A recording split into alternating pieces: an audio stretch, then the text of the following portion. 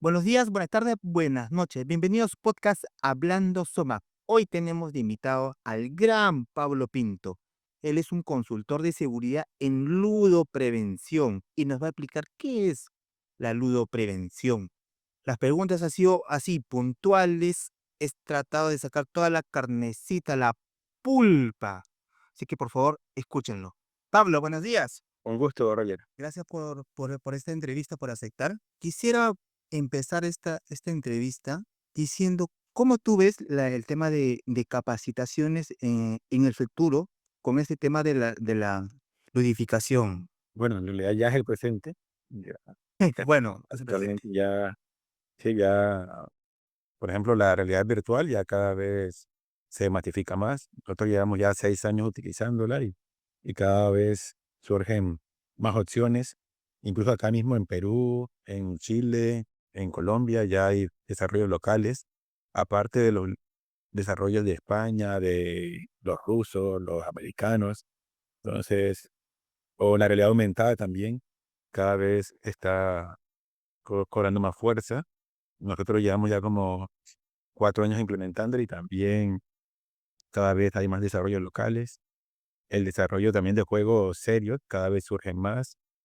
El desarrollo también de estrategias de aprendizaje basado en juego también cada vez son más aceptadas. Entonces, es que si tú ves, nosotros antes teníamos incluso más paciencia y más como capacidad de autocontrol para sentarnos a escuchar a un expositor, a que nos hablara qué peligro, qué riesgo.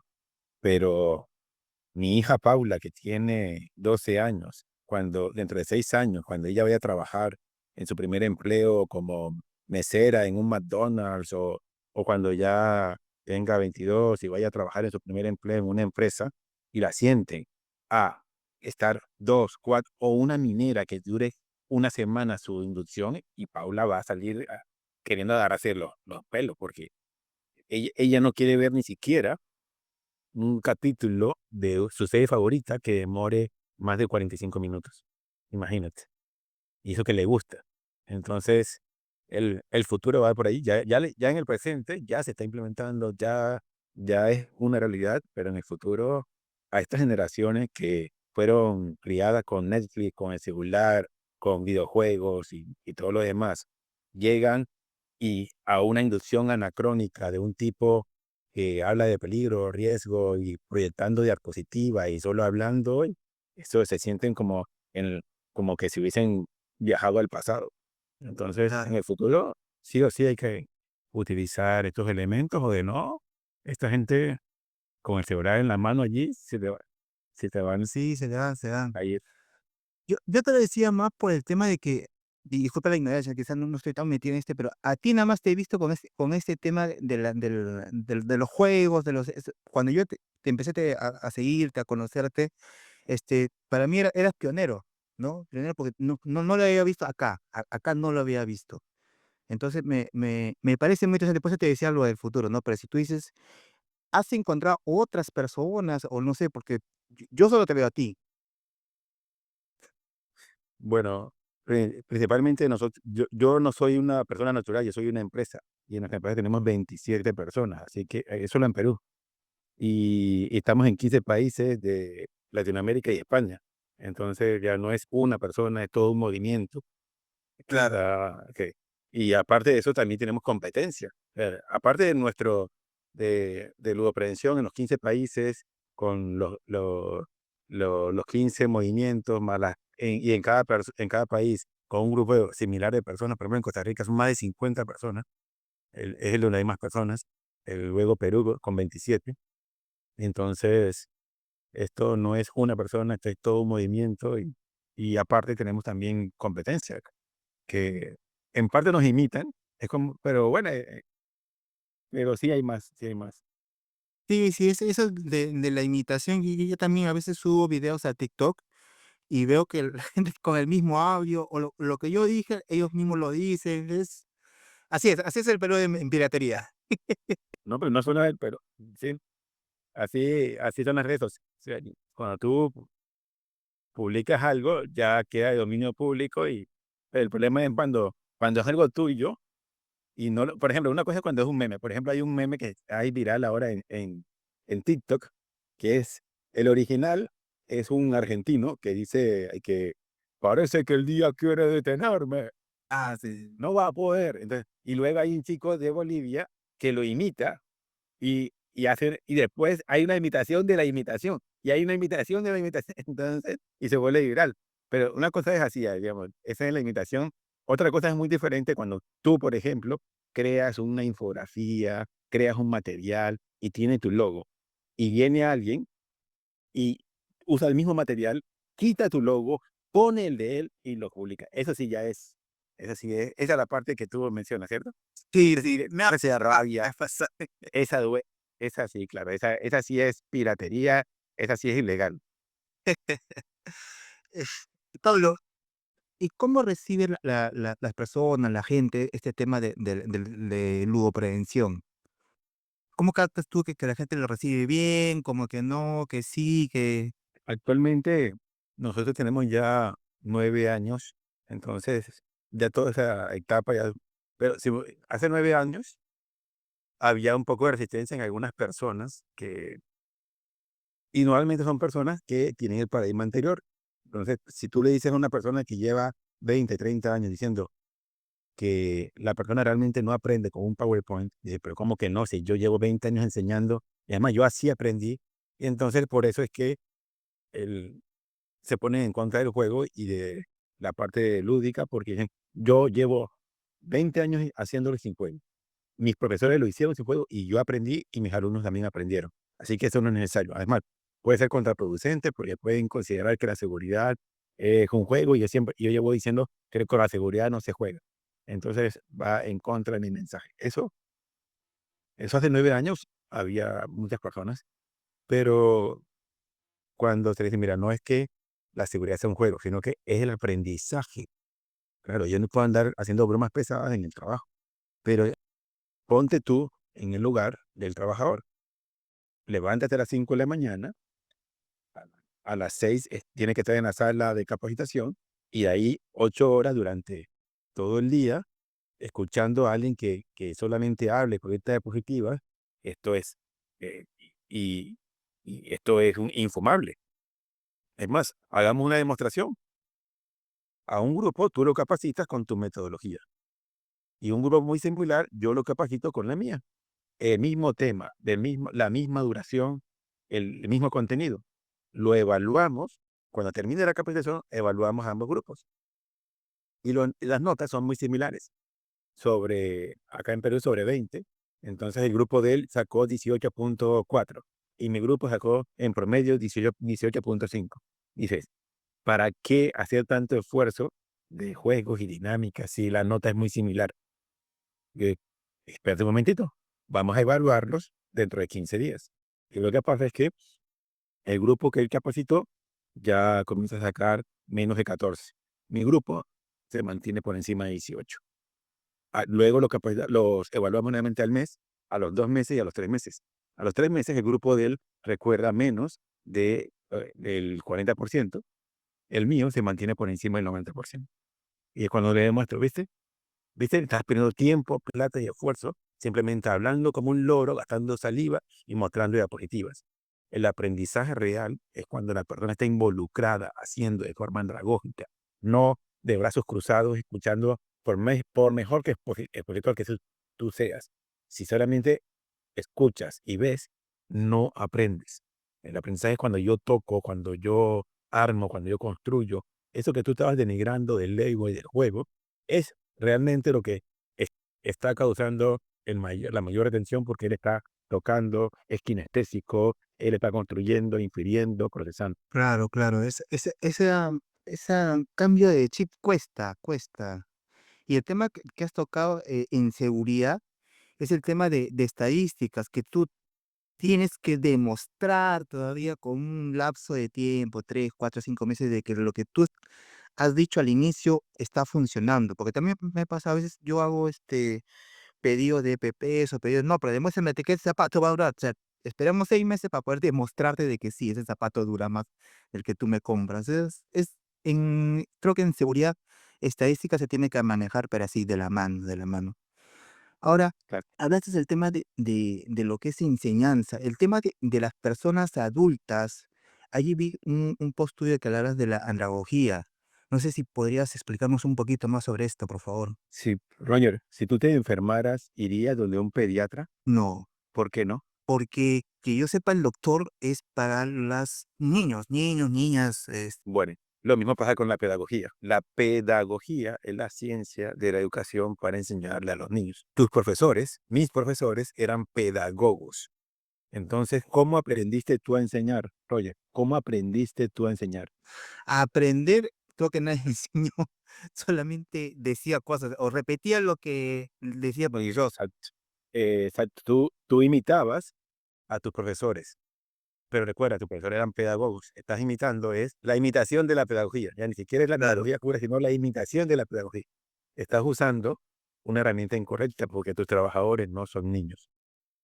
Lo que ellos estudiaron sobre Piaget, Montessori y todos los grandes exponentes de la pedagogía, el, fue con niños. En cambio, nuestros trabajadores son adultos. Entonces no puedes extrapolar los estudios de Piaget, de Montessori con niños a los adultos. Son diferentes. Entonces, la andragogía es la ciencia de la educación que viene a cubrir la otra arista que no tiene la pedagogía, que es la parte de los adultos. El estudio de la pedagogía son los niños, el estudio de la andragogía son los adultos. Son dos grupos totalmente distintos y por eso es que nosotros, que hemos sido empíricos, imitando a pedagogos, cometemos errores. Entonces, el llamado es a aprender la ciencia correcta de la educación para los adultos, que es la andragogía. Claro, correcto. Ahora, Pablo, ¿cómo yo puedo aprender ese tema de pedagogía? ¿En dónde me puedo inscribir o cómo puedo hacer para yo realmente aprender a enseñarle a los adultos? Lo primero es leer el libro de Malcolm Knowles. Él es como que el padre de la andragogía. Algunos decían, no, pero es que se llama pedagogía, pero podemos dividir, por ejemplo, pedagogía para adultos. Es como decir pediatría para adultos. Entonces, Knowles decía, no, mira, que no podemos hacer eso, tenemos que deslindar y hacer una ciencia paralela. Así como existe la pediatría, existe la geriatría, entonces, aunque la rama común es la medicina, entonces tenemos una rama común, sí, pero los medicamentos son diferentes, los estudios son diferentes, bueno, lo mismo pasa acá. Entonces la base es leer el libro Andragogía de Malcolm Knowles. También en, hay varios diplomados y maestrías en docencia universitaria, donde hay una asignatura que se llama también Andragogía. eh, y si lo quieres aplicar directamente en seguridad, nosotros también tenemos un libro que se llama El Manual del Entrenador Lúdico, donde allí está también enfocado, aplicado la analogía ya a lo nuestro, porque el libro de Marco Knowles es general, te muestra es la teoría, el sustento, la ciencia detrás. La parte práctica se queda muy, es más como una tesis, es como demostrar, la mayor parte de las páginas es para demostrar la validez de la separación entre andragogía y pedagogía. Pero llevado a la práctica, esa fue la tarea que hicimos nosotros con un grupo de psicólogos, de expertos en aprendizaje experiencial y con expertos en gamificación. Hicimos un mix y creamos el libro, el Manual de Entrenador Lúdico, que facilita un poco toda esa teoría y la lleva a la práctica. También tenemos un curso que se llama Entrenador Lúdico en Seguridad y Salud en el Trabajo, que el nivel uno se basa en las leyes de la andragogía. Sí. Ah, ok, ok, ok.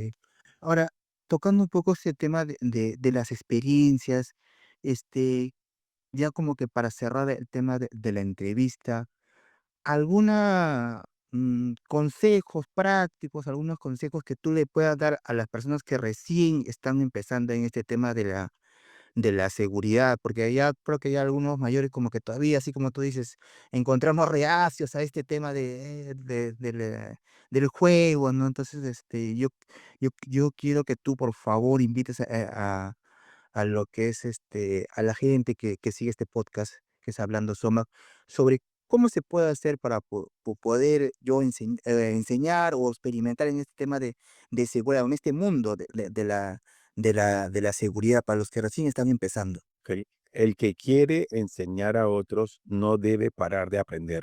Entonces, que tú hayas terminado un pregrado o un posgrado en seguridad, eso, digamos, ya no es que llegaste al límite, llegaste ya a la cúspide.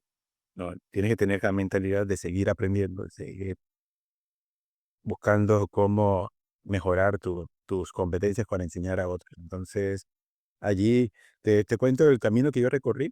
A ver, y lo que hice fue primero el hacer un diplomado en docencia universitaria. Si quieres enseñar, tienes que aprender a enseñar. No puedes usurpar un rol para el cual no te han formado, porque ni tu pregrado ni tu posgrado de seguridad te enseñaron cómo enseñar. Entonces, buscar allí, comenzar también a leer información sobre esto, aprendizaje experiencial, la pedagogía. Allí hay que aprender cómo hacer un diseño instruccional, cómo aplicar el ciclo de Cole, cómo prepararse como un docente. El docente no es simplemente es el que separa de una clase, no, el previo hace una curaduría de los contenidos, aplicando las leyes de la pedagogía, asociando lo que él leyó y lo que él quiere enseñar a este trabajador, aplicando la ley de la finalidad, porque hay mucha información, pero solamente tienes que dar la información que es clave. Entonces, en fin, lo que tienes que hacer es comenzar a buscar cómo formarte en diseño instruccional, en ciclo de Cole, en andragogía, en cómo... Y más, por ejemplo, los cursos acá en Perú hay algo que se llama entrenando al entrenador. ¿Cuál es el problema con esos cursos? Que te enseñan es a hablar y tú no, y resulta que el adulto no necesitas que tú le enseñes hablando, no, que tú más bien es que lo involucres. En lugar de oratoria, que es la principal carga horaria que tienen esos cursos, la, lo que deberíamos aprender es escuchatoria. Entonces, sí, en lugar de oratoria, deberíamos aprender es escuchatoria. Entonces, paso número uno, aprender sobre docencia universitaria, aprender sobre diseño instruccional, el ciclo en Cole, cómo aprenden los adultos en la pedagogía, y luego sí, entonces, dejar de ser empíricos y comenzar a aplicar la ciencia de la educación con tus trabajadores. Claro, claro, claro, sí. A mí, por ejemplo, siempre me decían, tú tienes una boca, pero tienes dos orejas. Escucha el doble de lo que hablas. Siempre me decían eso. Buen punto. Buen consejo, muy sabio que te lo digo. Sí, sí, sí. La verdad, siempre trato de estar escuchando a todas las personas, a los trabajadores. En realidad, trato de tener ese tema para poder aprender también, ¿no?